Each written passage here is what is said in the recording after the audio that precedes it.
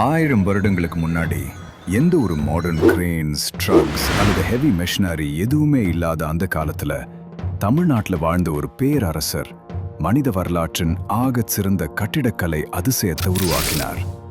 தஞ்சாவூர்ல நிக்கிற பிரகதீஸ்வரர் கோவில் 216 அடிக்கும் மேல உயரமானது. அதோட உச்சத்துல மட்டும் சுமார் 80 டன் வெயிட் இருக்கிற ஒரு பிரம்மாண்டமான ஒற்றைக்கல் கிரானைட் பாறை உட்கார்ந்திருக்கு. ஆனா இங்கதான் ஒரு மிகப்பெரிய மிஸ்ட்ரி இருக்கு. 11ஆம் நூற்றாண்டுல வாழ்ந்த மனிதர்கள் அவ்வளவு பெரிய பாறைய அவ்வளவு உயரத்துக்கு எப்படி தூக்குனாங்க? இன்னைக்கு நம்ம பார்க்க போறது எந்த ஒரு கட்டுக்கதையும் கிடையாது. ஒட்டுமொத்த உலக இன்ஜினியர்களையும் இன்னைக்கும் தலைகுனிய வைக்கிற தஞ்சை பெரிய கோவிலோட அந்த 100% உண்மையான வரலாற்று மர்மத்தை மட்டும்தான். சரியா கிபி 1010 சோழ பேரரசன் மிக சக்தி வாய்ந்த மன்னரான முதலாம் ராஜராஜ சோழன் ஒட்டுமொத்த உலகமே வியந்து பார்க்குற மாதிரி ஒரு பிரம்மாண்டமான கோவிலை கட்டி முடிக்கிறார். இன்னைக்கு நம்ம பிரகதீஸ்வரர் கோவில் அல்லது தஞ்சை பெரிய கோவில்னு அழைக்கிற இந்த ஸ்ட்ரக்சர் பழங்கால இன்ஜினியரிங்கின் ஆகச் சிறந்த உச்சம். 1000 வருடங்களுக்கும் மேலாகியும் இந்த கோவில் இன்னும் 1 இன்ச் கூட அசையாம அப்படியே கம்பீரமா நிக்குது. இதுல எந்த ஒரு ஸ்டீல் பீம்ஸோ, கான்கிரீட்டோ அல்லது மாடர்ன் கன்ஸ்ட்ரக்ஷன் எக்யூப்மெண்ட்ஸோ பயன்படுத்தப்படல. ஆனா இந்த கட்டடம் எத்தனையோ நிலநடுக்கங்கள், கொடூரமான பருவமழைகள் மற்றும் கால மாற்றங்களை தாண்டி இன்னைக்கும் ஸ்ட்ராங்கா சர்வைவ் ஆகிட்டு இருக்கு.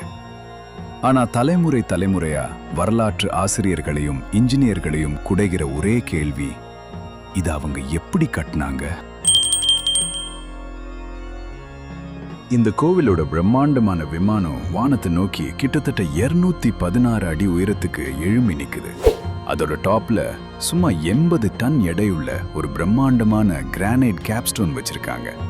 அவ்வளோ பெரிய பாறையை நகர்த்துறது இன்னைக்கு இருக்கிற மாடர்ன் எக்யூப்மெண்ட்ஸ் வச்சு பண்றது செம கஷ்டம். அப்படி இருக்கும்போது 200 அடிக்கும் மேல உயரமுள்ள ஒரு கோபுரத்தின் உச்சிக்கு அதை தூக்கிட்டு போனது 11ஆம் நூற்றாண்டுல ஒரு இம்பாசிபிளான விஷயமா தான் தெரியுது. இங்கே இந்த மர்மம் இன்னும் ஆழமாகுது. ஏன்னா தஞ்சாவூரை சுத்தி எந்த ஒரு பெரிய கிரானைட் குவாரிகளும் கிடையாது. அப்படின்னா இந்த கற்கள் எல்லாமே ரொம்ப தூரத்துல இருக்கிற இடங்கள்ல இருந்து தான் டிரான்ஸ்போர்ட் பண்ணி கொண்டு வரப்பட்டிருக்கணும். எந்த ஒரு லாரிகளோ அல்லது முறையான தார் ரோடுகளோ இல்லாத அந்த காலத்துல இவ்வளவு பெரிய பாறைகளை அவ்வளவு தூரத்துக்கு எப்படி நகர்த்திட்டு வந்தாங்க? வரலாற்று ஆசிரியர்கள் என்ன நம்புறாங்கன்னா, இந்த காரியத்துக்காக ஆயிரக்கணக்கான தொழிலாளர்கள், கைவினைஞர்கள், திறமையான இன்ஜினியர்கள் மற்றும் ஏகப்பட்ட யானைகள் பயன்படுத்தப்பட்டிருக்கலாம். இதுல ரொம்ப ஃபேமஸான ஒரு தியரி என்ன சொல்லுதுன்னா, சோழர்கள் கோவிலை சுத்தி ஒரு பிரம்மாண்டமான மண் சாம்பிராணிய, அதாவது பல கிலோமீட்டர் நீளமுள்ள ஒரு தற்காலிக மண் பாதையை அமைச்சிருக்கலாம்.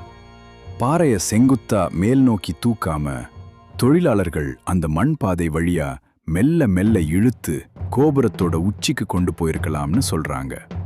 இந்த மெத்தட் வேணா அந்த 80 டன் பாறை அவ்வளவு உயரத்துக்கு எப்படி போச்சுன்றத ஓரளவுக்கு எக்ஸ்பிளைன் பண்ணலாம்.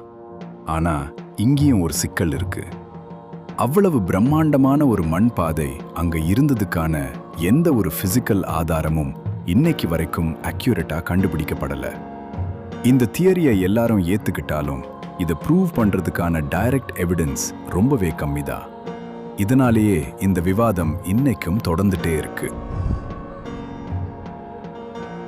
ஆராய்ச்சியாளர்கள் இந்த கோவிலோட கட்டுமான துல்லியத்தை பார்த்து இன்னைக்கும் மிரண்டு போறாங்க.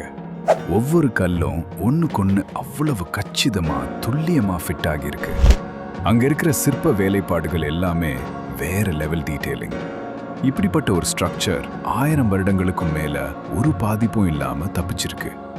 ஒவ்வொரு வருஷமும் உலகத்தோட பல நாடுகள்ல இருந்து இன்ஜினியர்ஸும் வரலாற்று ஆசிரியர்களும் இதோட டிசைனை ஸ்டடி பண்றதுக்காகவே தஞ்சாவூருக்கு வராங்க.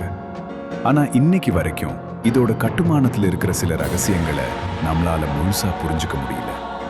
அவங்க என்ன மாதிரியான டூல்ஸை பயன்படுத்தினாங்க, அவ்வளோ பெரிய ஒர்க் ஃபோர்ஸை அவங்க எப்படி ஆர்கனைஸ் பண்ணி மேனேஜ் பண்ணாங்க, 1000 வருடங்களுக்கு முன்னாடியே இந்த ஸ்கேல்ல ஒரு ப்ராஜெக்டை அவங்க எப்படி பிளான் பண்ணி எக்ஸிக்யூட் பண்ணாங்க, இதற்கான உண்மையான பதில்கள் எல்லாமே வரலாற்றுக்குள்ளதான் புதைஞ்சு கிடக்கு.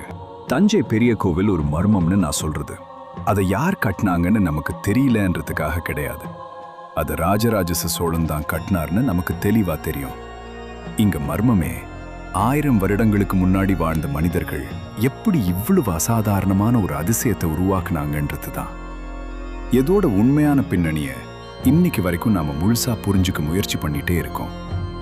விஞ்ஞானம் எவ்வளவுதான் வளர்ந்தாலும் தமிழர்களின் இந்த கட்டிடக்கலை அதிசயம் இன்னைக்கும் நவீன உலக மூளைகளுக்கு ஒரு மிகப்பெரிய சவாலா தான் நிக்குது.